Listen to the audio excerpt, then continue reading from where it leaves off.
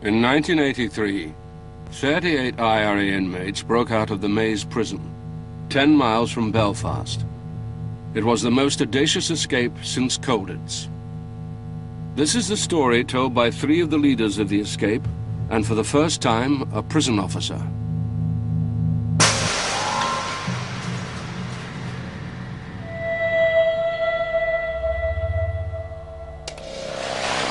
The Maze was reputedly Europe's most secure jail, a prison within an army camp. It's hard to explain the quite intimidating nature that was the H-blocks.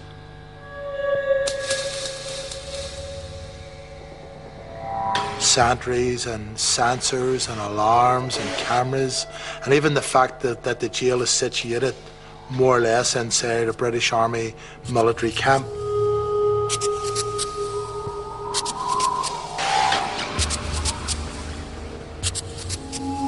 Each wing is secure.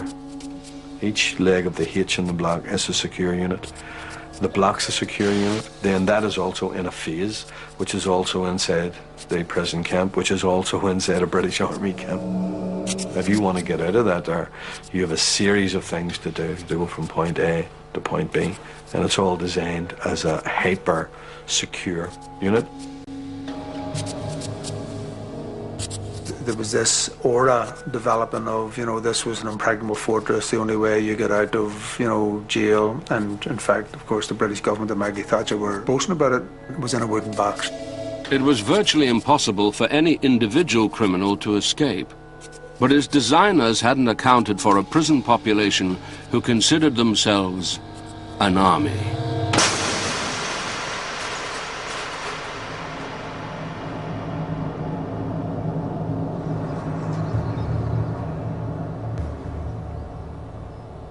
The amount of prisoners who were doing huge sentences was phenomenal.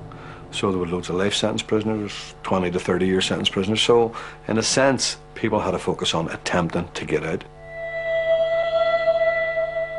One of the duties of a political prisoner is to escape. It's like shooting for the stars. It's like something that you've always really wanted, And what I wanted to do was to not be released, but to escape. It's great to be released, but I wanted to break the system.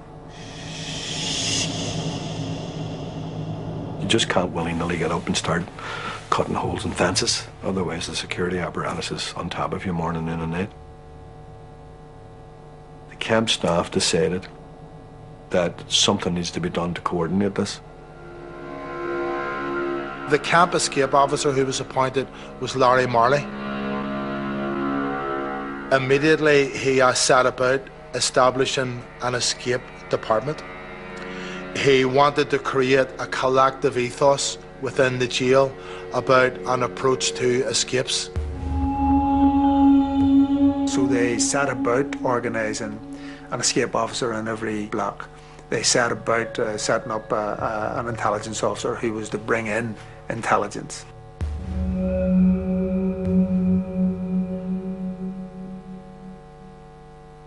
It's a very large camp. And when the screws would move you from one part of the jail to the other, they would move you in blocked out vans.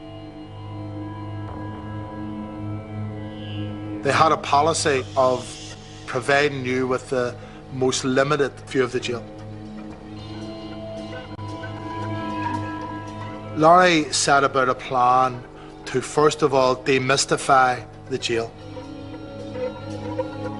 It was first of all getting the structure, where each block was in relation to each other block. Any aerial photographs that would have existed of the jail in the media would have been smuggled in from outside. There would have been ordnance survey maps smuggled in from outside with a view to developing an outside view of the jail.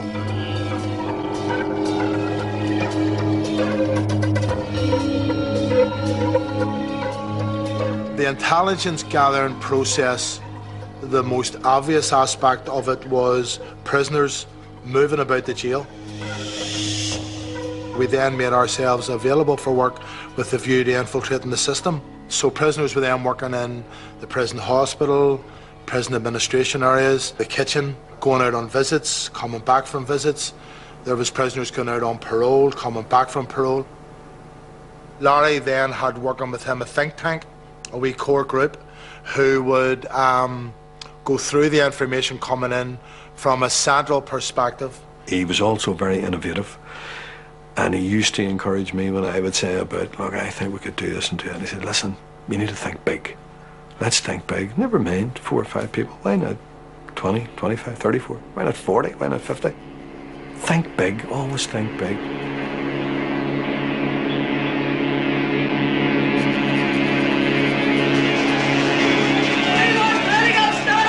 Just 18 months earlier, this most closed of worlds had become very public indeed, as the IRA made it a battleground with staff and the British government. There can be no question of political status for someone who is serving a sentence for crime. Crime is crime is crime. It is not political, it is crime. During the hunger strike I would say, was probably the most tense time in the prison. I mean, I, for one, didn't think a prisoner would die on hunger strike. I thought when we were on hunger strike, they'd come to an agreement with the government, but I could not for life of me see the government letting somebody die. And it came as a shock when the first one died, and then that threw a blanket over the Maze prison. The atmosphere, you could have cut it with a knife. Screws didn't like us because the IRA on the outside had killed X amount of prison staff, and on a more face-to-face level, we didn't like Screws because by and large we had been the victims of their brutality. There was huge anger, I would argue hatred. Some of the stuff that was done during the protest, I mean, people still talk about with great emotion. The escape plan began with a radical move. The initial focus was not the prison or its structure.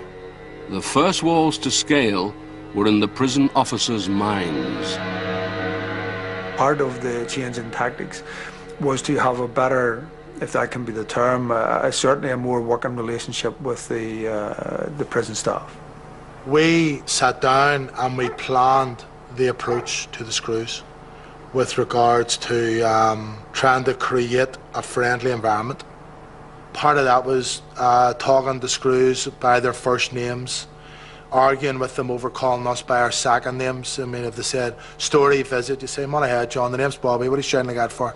And trying to create this sort of softness and taking the tension out of the climate. It was crucial for the psychology that existed in the block to be brought to the level of not this hyper-security attitude that they had had. We went through a difficult time on occasions getting Republican comrades to go out into the same environment, the Screws, and act in a way as if you were accepting the status quo. For instance, Vic McFarlane, who would be the OC of the hunger strike. How all of a sudden he could be out cleaning the bins. This is a Republican prisoner, naked in a cell, who's taken on Maggie Thatcher.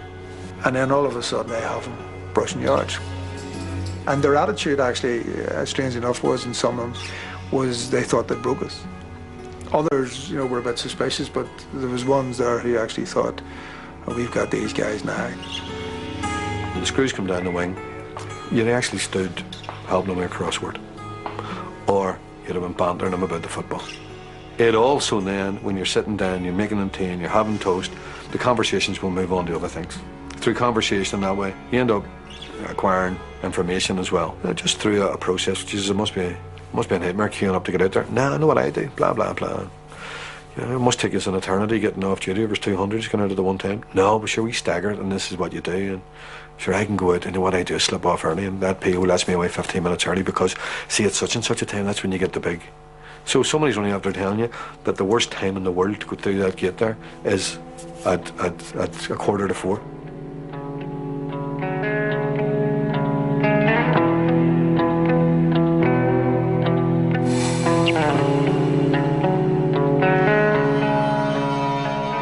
They were that eager to see Republicans cleaning their floors and making their tea, they dropped a lot of their caution. And in the case of H7, which was crucial to the work that we would eventually do there, the Screws wanted us to go into the circle area, which was the nerve centre of each of the H blocks, and to clean and to polish their area. It then became acceptable for me to be standing in the grills of the nerve centre of the block, which is their security control room, which is supposed to have the wooden door closed, the steel grill bolted and padlocked. It then became norm for that door to be open. They needed it open for fresh air because there was no ventilation. But it then became norm that they unpadlocked and just left the bar over. It became normal for me to be standing with my arms through that, talking to a screw, getting them a cup of tea, opening the grill, bringing them in tea and toast, closing it over again, walking away. Slowly but surely, it became the norm. The prisoners manipulated the staff. That's the way they worked over probably a number of months. They weren't doing anything to benefit me or any of the staff. They were playing their own tune. Through the strategy of interacting with prison staff, Republicans gleaned a vital piece of intelligence. The transport coming in and out of the prison was always a focal point for transport getting you from point A to point B. It began to emerge that one of the biggest avenues that we can use was a prison food lorry. That travelled in and out of the camp, travelled in and out of every block, and quite frankly, I lost count of the number of times per day that that lorry was travelling around the camp. It was just non-stop. We also found out that it wasn't searched at any of the gates, and that it was very much its own authority as it drove about the jail.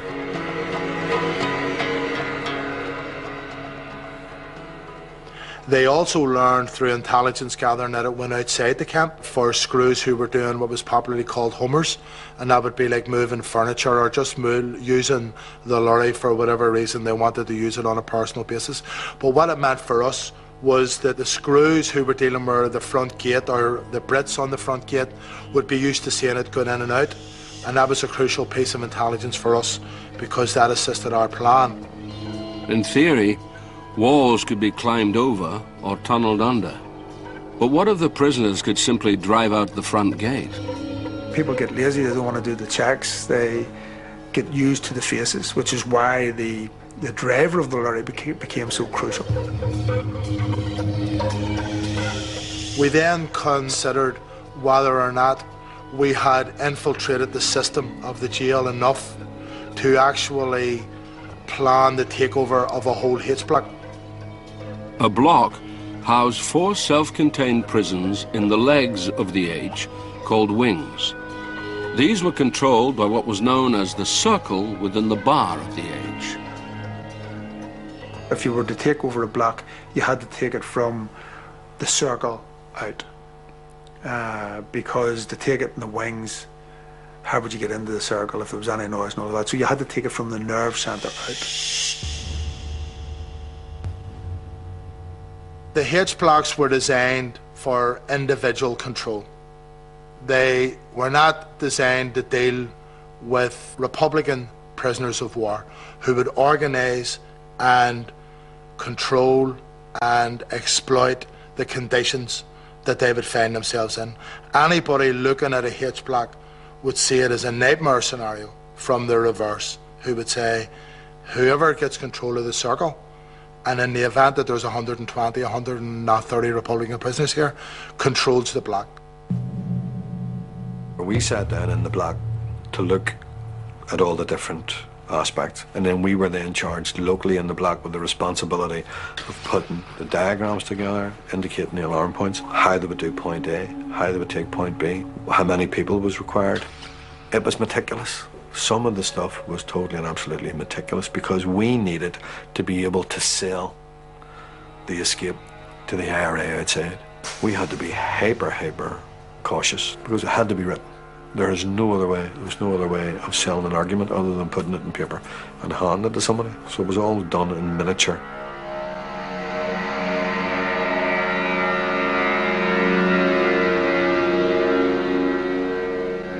It's a major operation that you're talking about doing, and it's no different from an IRA operation outside, that it's a need-to-know basis, and if you don't need to know, you don't know, even if you're going to be playing a part in it at a later stage. I think you used to have a thing, loose lips sink ships, during the war. Literally, there were some people who didn't know about the escape right up to the last minute. And the underpinning security aspect of it was that if we found out that they had breathed a word to anybody by hint or innuendo or anything, they wouldn't be going. I mean, the risk factor in this was huge. I would have recognised early on that if there was no firearms available for the escape, then the escape wasn't going to happen. We worked out that the screws would have had the weight of numbers over and above us out in the administration area, and that we would actually need pistols, firearms, for greater effect and greater influence over the screws. You had to be able to take whoever you were taking and have them basically surrender immediately, because you couldn't afford any fisticuffs or anything like that. And the only way to do that was that they knew that they had no choice. The Army leadership on the outside recognised the escape plan as one that could work, and they cleared the operation and agreed to resource it. With the IRA's agreement, what had until now been a paper exercise became reality. Guns were smuggled inside. 25 years on, the IRA will still not say how. Now, once they agreed, that was sort of game on. That just lifted us from about 20% to about 60 or 70. You know, it just gives you that difference, that whole different attitude to it. And I remember Jerry saying to me that this is good stuff. This is looking really, really good. So we knew we could take over a block. We knew we could secure the block without the alarm going out. We knew that the prison lorry would come at a particular time. We knew we could hijack the lorry. We knew we could hide in the back. We knew that the prison lorry would not be searched going through the jail to the Tally Lodge.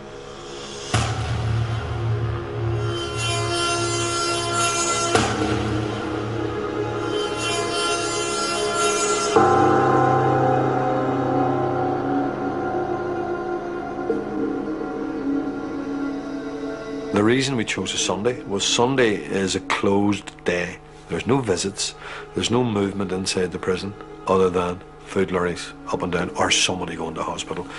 There's no workshops, there's no football, there's nothing. Sunday is just, you observe Sunday like a religious day almost, even inside prison. Therefore, they do not also need the same amount of staff as they would on a normal working day.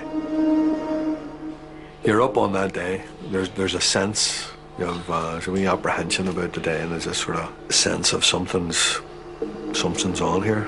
I suppose in a personal sense I was going, you know, this is it. I had a number of attempted escapes, a number of them had failed. I knew that this was both complicated and dangerous. I knew that whatever happened, if I was caught at the far end of it, that it was going to increase the amount of time I was in jail fairly substantially. So it was a big decision. The first job of work to be done that day was to pick McFarlane, who was the orderly.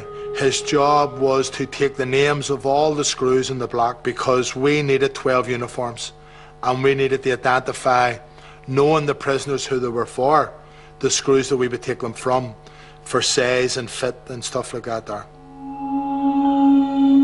One of the things that I had to identify was the control room, because it's crucial. And it was always the same 5 or 6 people who alternated that duty in the control centre.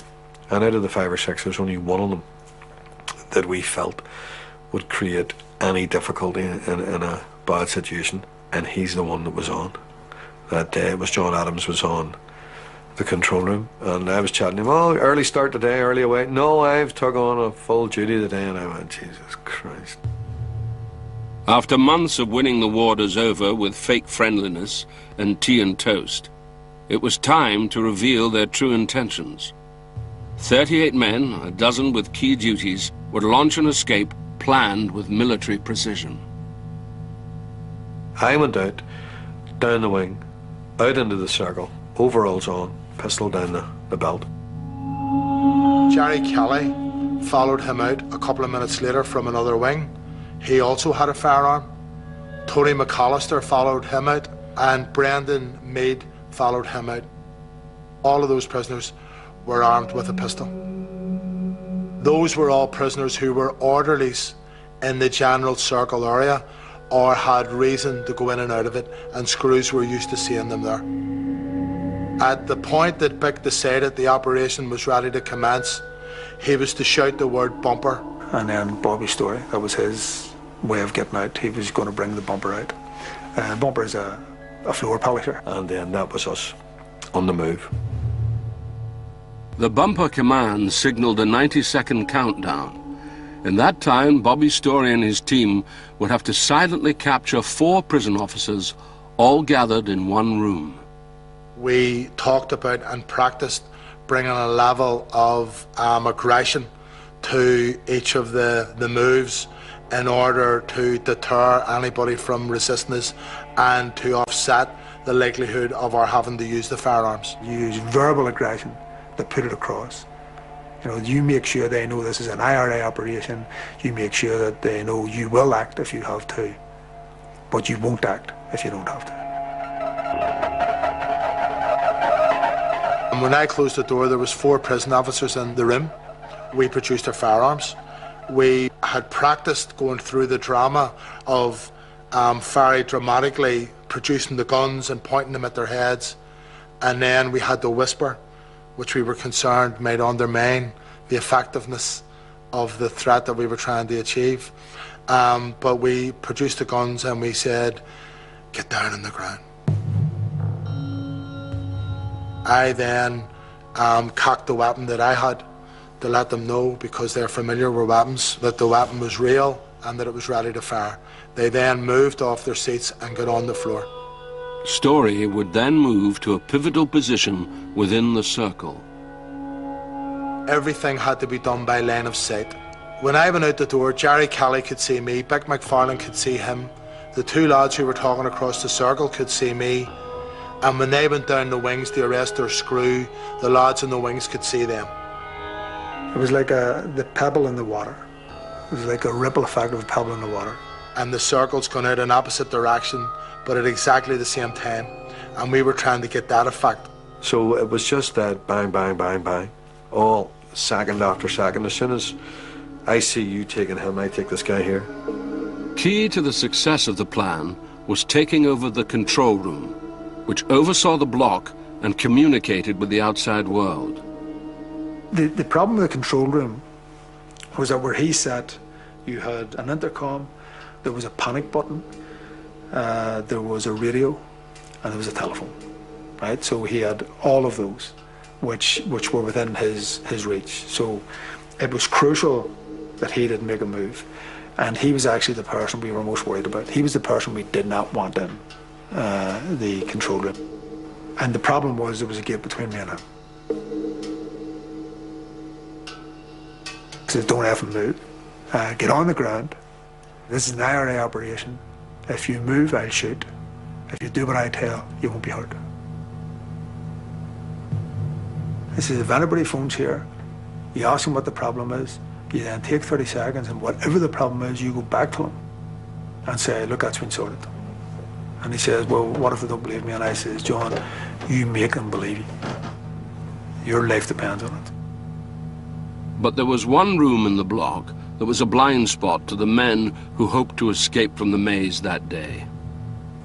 We thought we had it settled when somebody came out of the ladies' toilets. As this was happening, John Adams obviously seen his moment, and he reached out and closed the opaque door. As the other prison officer was being overpowered, John Adams tried to raise the alarm. Kelly fired 2 shots, one of which hit Adams above the eye. He was unconscious for, I'd say, about 30 seconds. And he woke up, and I had quite an extraordinary conversation with him around saying something like, "What did you do that for?" And he said, I don't know. I'm sorry, I just don't know why I did it. He says, "Can you get up?" And I said to him, "No, you can't." I says, "Now you're bleeding heavily. I will get you some help, but don't move from where you are." However, there was 2 shots fired, and the worry is that this is heard down at the front gate. I'm thinking about the thing could go entirely out of hand. The gunshots were not heard. The prisoners had secured H7 by the skin of their teeth, but this hitch lost them valuable time that would cost them dearly later. All screws that were arrested were then brought out of their points of wherever they were and brought into a classroom, and all tied, hands tied behind their backs and tied to each other so that they couldn't go anywhere. And pillowcases were put over their heads to stop them identifying anybody. We took the uniforms off the ones that had been identified, and our lads were getting dressed in uniforms. There was a statement read out in each of the canteens. It's an IRA statement that this was an IRA operation. The IRA had taken over the block. We're not here for revenge. We're not here to punish us over what has happened over the hunger strike or the protest. But you need to know that if you interfere with the escape, you will be dealt with swiftly and immediately. At that particular point, the block has been taken over. We control it. We're controlling communications in and out of the block. Everybody then was readied for the next phase of the operation, which was the arrival of the food lorry. We needed the lorry driver to drive us out of the block. There was a prison officer drove it. None of us could drive it out. He needed to be identified, going through the gates and stuff like that, and we needed to come up with a plan that would ensure that he would do it. This guy was crucial to escape. Davy McLaughlin was the key pin. So when he got out of the lorry, Jerry Kelly and I went up to him, produced firearms, very aggressively pointed them at him, told him that the block was under Republican control, that he was under arrest, that if he didn't do what he was told, that he would be shot. This is us here at H7. Okay. We made the medical room up like 3 pin boards with maps on it. We had rounds of ammunition sitting on the table and a couple of firearms, just in order that he's seen that he was in an environment that we were absolutely confident in, that we would be clinical about, and that we controlled. The driver assured us that we had his full compliance, and we then started showing him the maps, and he actually started showing us small inaccuracies on the maps. And the reason for that was because he said, "I'm just showing you this in case where you're saying you turn left there, it's actually maybe 40 yards further down, but in case you think I'm driving on and doing something wrong, I don't want you to overreact on me." We then loaded up the lorry with escapees, and there was to be 38 prisoners in all.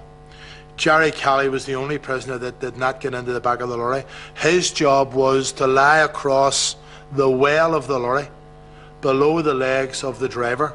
That I would have a gun to his stomach, that if he went off, if he did anything wrong, if he did anything against what I said, then he would be shot. What we were trying to say to him was that no matter what, we're going to escape, but in one of the plans, which is the preferred plan, you live. Last 2 on was me and Bobby. Kelly was already in the front, and we closed up the tailboard and pulled down the shutter at the back, and everybody was sitting, we're told, total and absolute silence. So we drove off out of the block, swung left and then left again up along the road towards the exit route.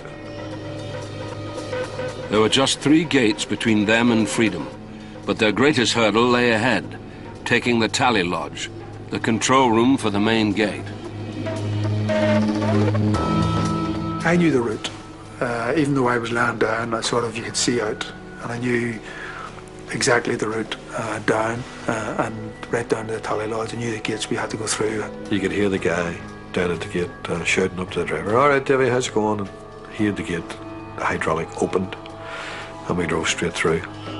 We went through the second gate, which is the administration gate, and then we drove down to the Tally Lodge area. The Tally Lodge was where the prison officers clocked in and out. The plan was to take it over, restrain the guards, and open the gate. The truck would then take the 38 escapees to Scarva, 20 miles away, where they would be met by the South Armagh IRA and taken across the border. Sure, listen, I'll speak to you. On one side you had the security hut or Tally Lodge. There was a brick post up in the corner sitting above you. And what I wanted to do was to park the lorry so that we could block as much of what was happening on Tally Lodge from the Brit. My job then was just to sit there and watch David McLaughlin. And I was trying to keep him calm, but in certain ways he was trying to keep me calm. So I was engaged in a conversation. I says, "How you doing?" He says, "I'm all right." And he says, "You married?" He says, "I am." And I says, "Any kids?" He says, "I have a couple of kids." I says, "How much do you earn?" He says, "Not fucking enough." So I always thought it was quite sharp in the circumstances. Right, lads. Right, how things? You're under arrest. Charged with public alarming. Two of you be shot. We went into the out corridor, into the offices, arrested the screws, put them on the ground. You on the ground now. Face down, hands out. Now! At that point, Bick came in and left one of his team at the back door to arrest any screws who would follow in their footsteps, and at that point we had control of the Tally Lodge. When we got into the back door of the Tally Lodge, there was a boy standing behind the door with a pistol, and he said, "Get in there." And I didn't know what to make of it. And the last thing I thought of was the Provost. Never thought you'd get down there. I seen a prisoner I recognised and said to Keith, "Keep quiet, this is a Provost." And then my heart started, and I thought it was going to bust out of my chest.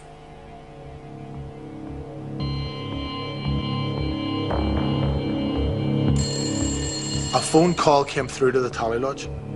And I went right quiet, silence. Shh, total silence. Nobody say a word. You up here now. And we brought the senior officer, we brought him over to the phone. And two of us, one on each side of him, both armed, pistols at his side, told him to answer the phone. And if he said a wrong word, he wouldn't be able to say another word, because the wrong word would be the last word that he said. Hello? And the phone call was from the emergency control room to say that an alarm had been triggered in the Tally Lodge. And we could hear this, you see. And your man said, no. And we were sort of pushing him, like, you know. And he says, what alarm are you talking about? The emergency control room said, the alarm that has went off is an alarm that's on to the TV, which when we looked over at the TV, there was a number of prison officers, prison staff, lying under the TV, and obviously one of them had hit the alarm. And they all began moving away from the TV as a result of our taking a focus on it. And your man said to him on the phone, "Red, come on, stop calling about now, no more messing around." And your man said, all right. He said, "Well, reset the alarm." And then this was this guy's opportunity to send the signal. And he asked the guy on the other end of the phone in the emergency control room, he asked him, "How do you reset the alarm?" Everybody knows. We know how to reset alarms when we're prisoners, you know. Everybody knows. And see, the minute he said it, the two of us just pushed the pistols into the side of his head. And we were listening very, very intently. And the guy on the other end of the phone says, "Push it back in, you stupid bee," and put the phone down.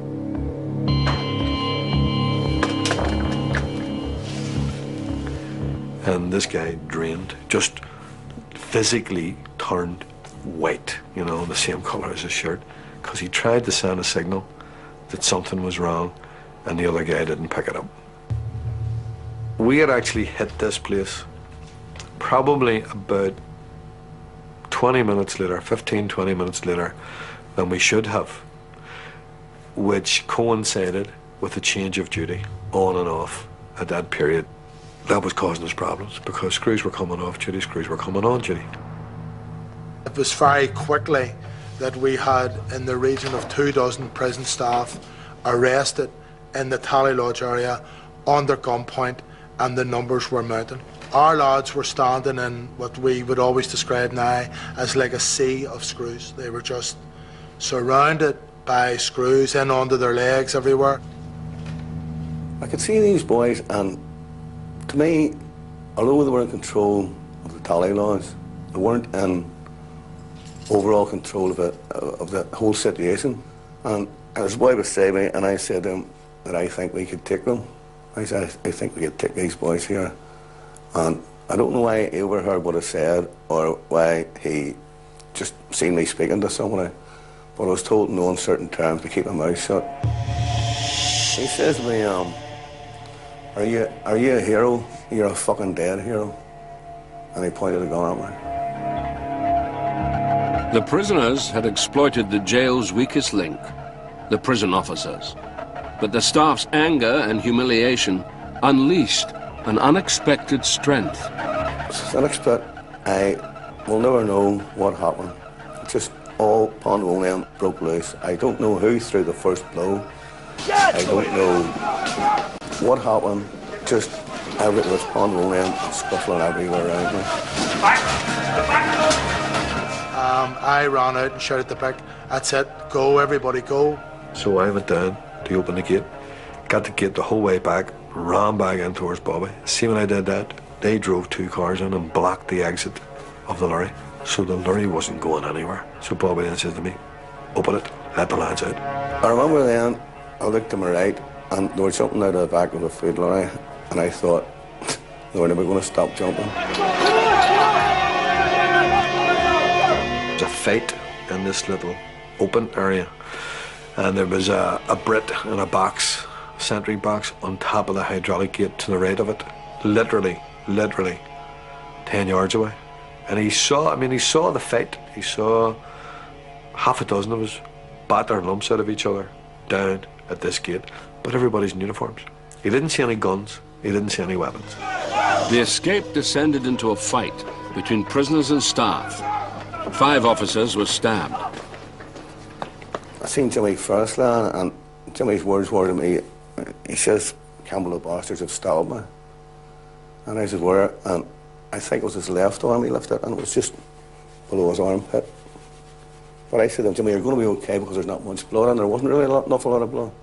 It transpired in later years when there was a court case about the whole escape. The disparate gave evidence, says he thought it was a melee between prison staff who were fighting each other. Come on, keep going. 35 of us at that point ran for the fence, and 3 of us turned to hold the screws back with our pistols, whilst everybody climbed over the fence. Right back, left hand.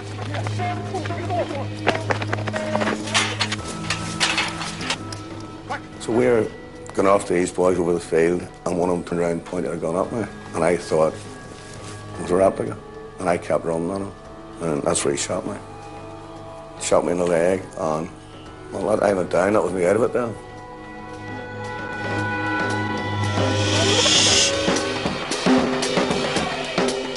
It was every man for himself. McFarlane, Kelly and Story quickly assembled 3 separate teams. We got up into this house and hijacked 2 cars and a van and headed off in different directions. Seamus McElwain was with me, and he says, "Look, there's no point in staying on major roads because there'll be helicopters up, there'll be roadblocks, they'll have different things on major roads." He says, "You need to get off and get rid of this.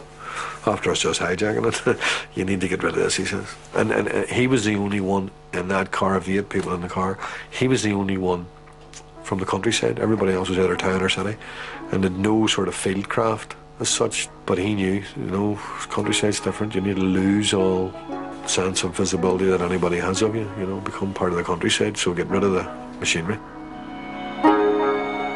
We spotted this house and drove up this roadway, I dropped everybody off, give them, whoever was getting into the house, give one of the lads a pistol. I just get in and take over the house.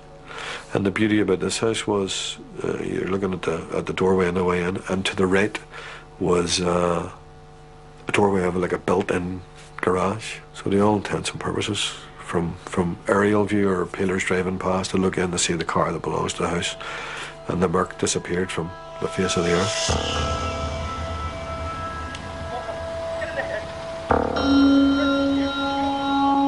We crossed a couple of fields, crossed the road, and we were coming to a river. It was actually the Lagan.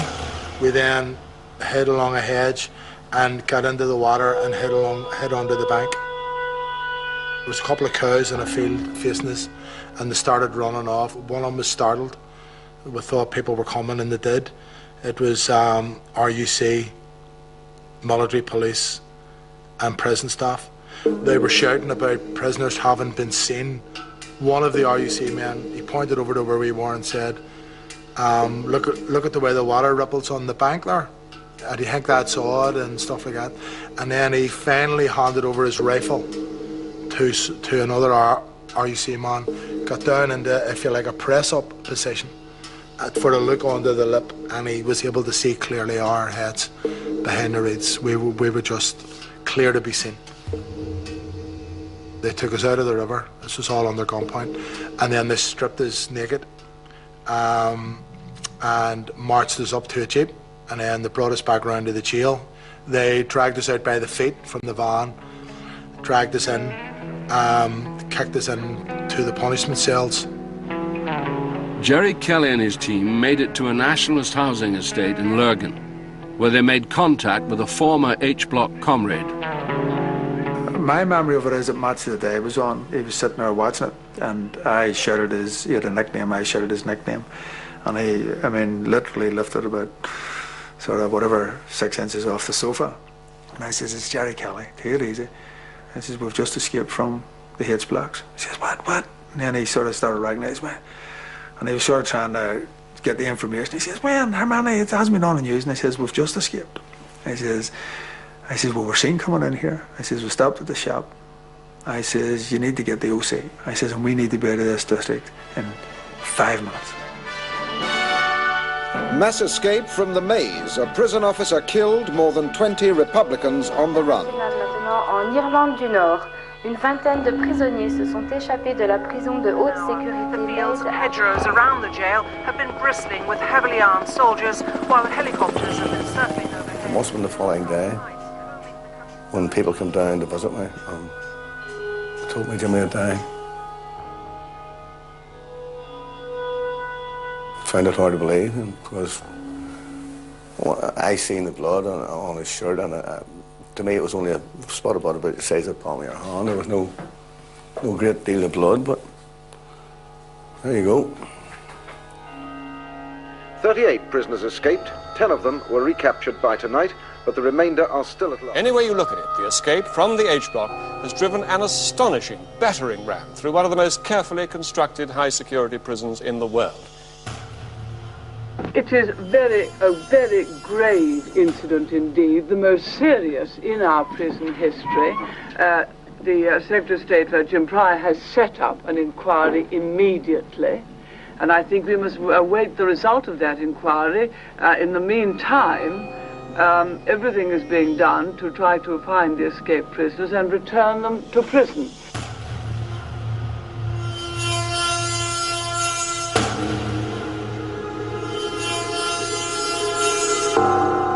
When they threw me into the cell, it was over the next 5 to 10 minutes that the feeling was coming over me. It must have been, I don't know, euphoria, relief, or whatever, that we had actually done it, that we had busted the jail, busted it wide open, so-called famous H-Blocks, most secure prison in Western Europe, blah, blah.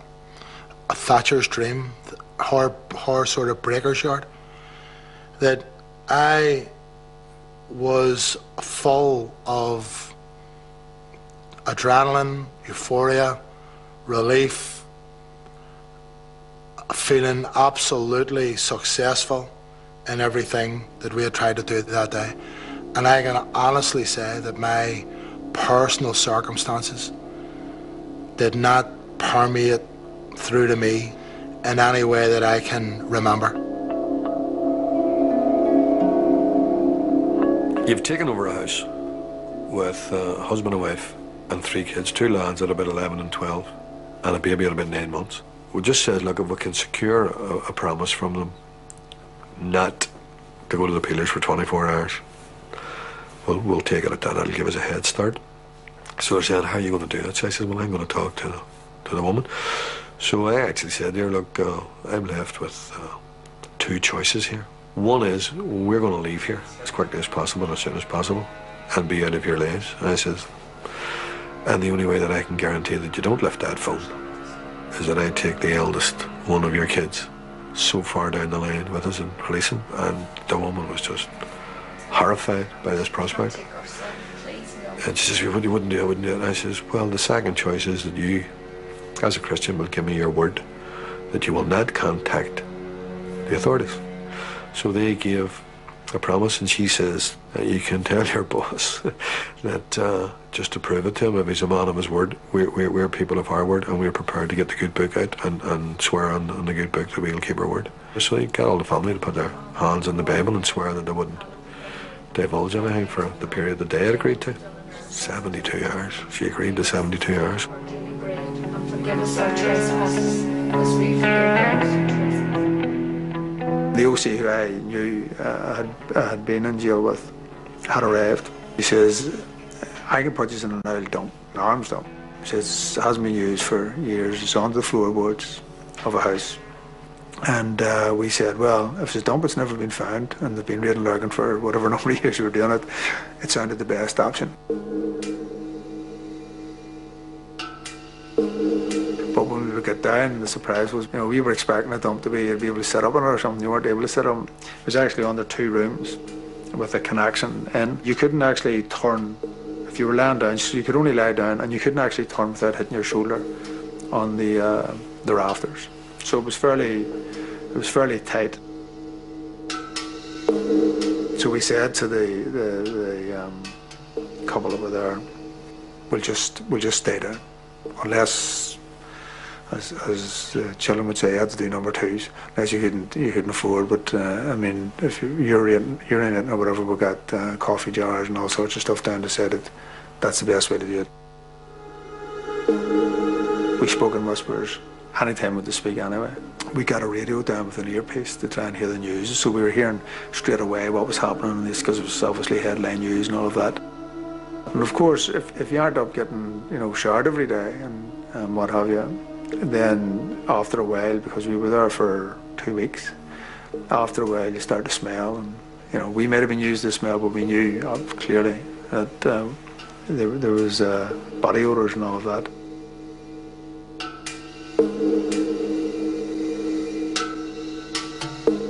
A representative of the Northern Command came to see us and sort of discussed how we were doing all of that.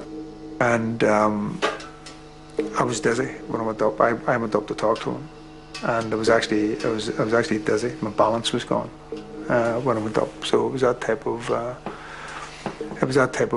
atmosphere. Well, lads, keep it going. We decided that we would go to South Armagh because we knew contact people down there that we could get in contact with. We also decided that we would go only at night and travel through fields for the first few hours, as opposed to using any country lanes or roads. Once we got past midnight, we used railway tracks the whole way down towards Newry. So I just remember waking and sitting dozing on the Monday morning about 7 o'clock. We'd taken a small radio as well with us and listening to the news at 7 o'clock in the morning, very, very faint. And just this feeling of birds chirping around you, and you're sitting in the middle of a field, whereas the day before you were in Europe's most secure prison camp. It's actually an unreal type of feeling, it's a wonder. I'm here, I'm out. Is this real? This is amazing. It's quiet, it's peaceful. You can hear the wind blowing through the trees.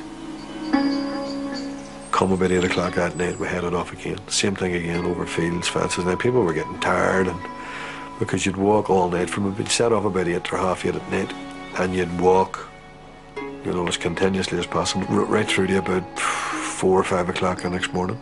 So we did that for 3 or 4 days. McFarlane decided to take a risk. Knowing they were in a nationalist area, they threw themselves on the mercy of the family in whose barn they were hiding. Just took a chance and got them to go to a local Republican in the area that they knew. 2 big cars came out to pick us up. Once they put us into the cars, that was us driven straight into South Armagh and into safe billets right down, literally 200 to 300 yards off the border. There was this feeling of, like, you know, you'd close the chapter. That when they arrived to pick us up, there was a confidence about them. They were in their territory. They were in South Armagh. The minute that I got into the car with these people, I relaxed totally and absolutely, and I just felt that is it. This phase of the escape is done. We are now in safe hands. After months living undercover in rural Ireland, Kelly and McFarlane flew to the continent in January 1984 using false passports. Here they resumed their IRA activities with new identities. In jail, the outside world is, probably in its true sense of the word, fantastic, because your memory of it is exaggerated. What it came home to me was I was actually out walking one day and had to stop at the lights and press the button. When I was walking across the street, it just hit me. You know, just one of those things. I just remember it very well. You know, flip me, I'm out. You know, I'm free. And it was as mundane as that. It wasn't anything extraordinary that happened.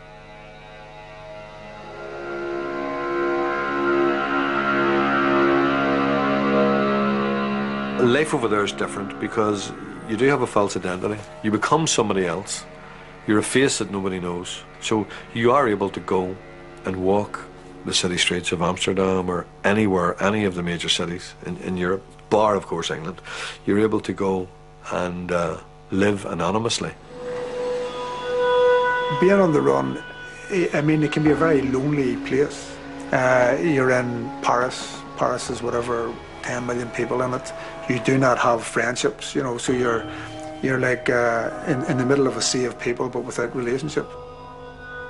You could have decided that you were going to make a life and decided to pull away from the struggle and decided to go and get a job and do all of that.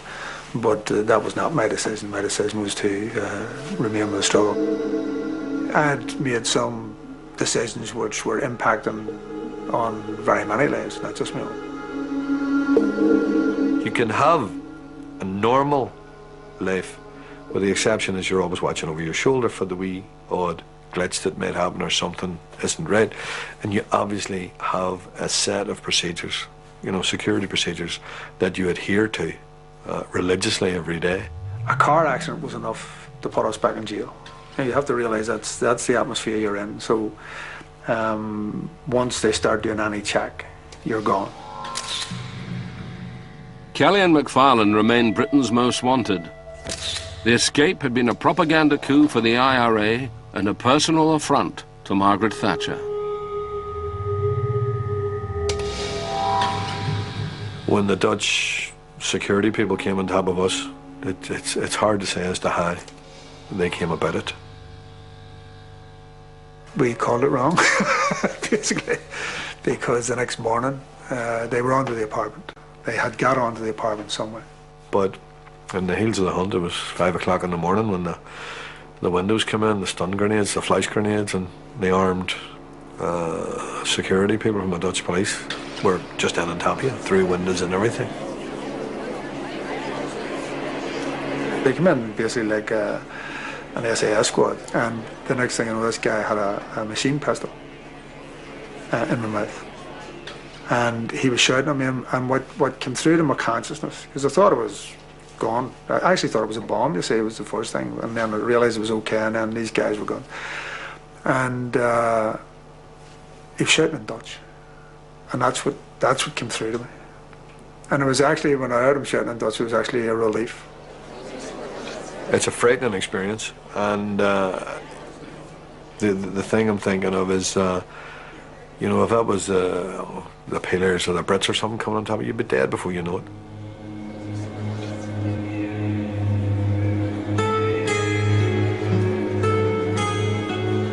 The extradition process ran to the end of it, and I think it was the 4th or the 5th of December 1986. They flew us back in and then brought back up into the H blocks.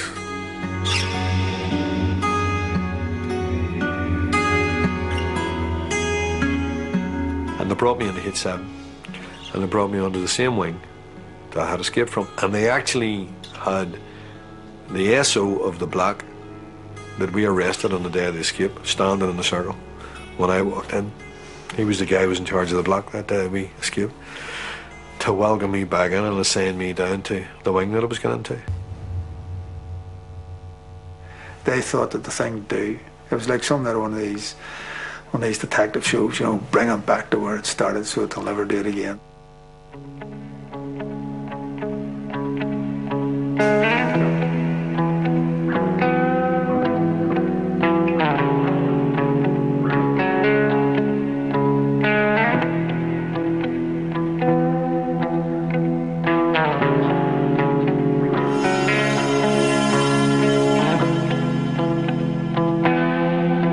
The plan was that if he did not return within 10 minutes to tell us that there was a problem, then we knew the escape was on.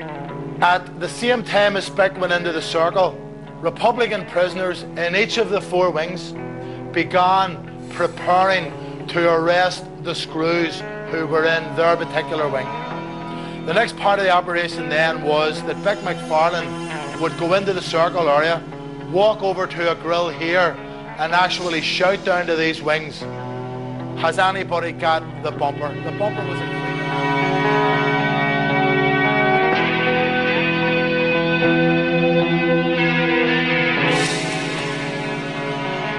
And I call the Junior Minister, Mr. Jerry Kelly. I beg to move that the second stage of the Public Authorities Reform Bill be agreed. Concordia, the bill contains provisions relating to certain public bodies which are the responsibility of a number of departments, but it has been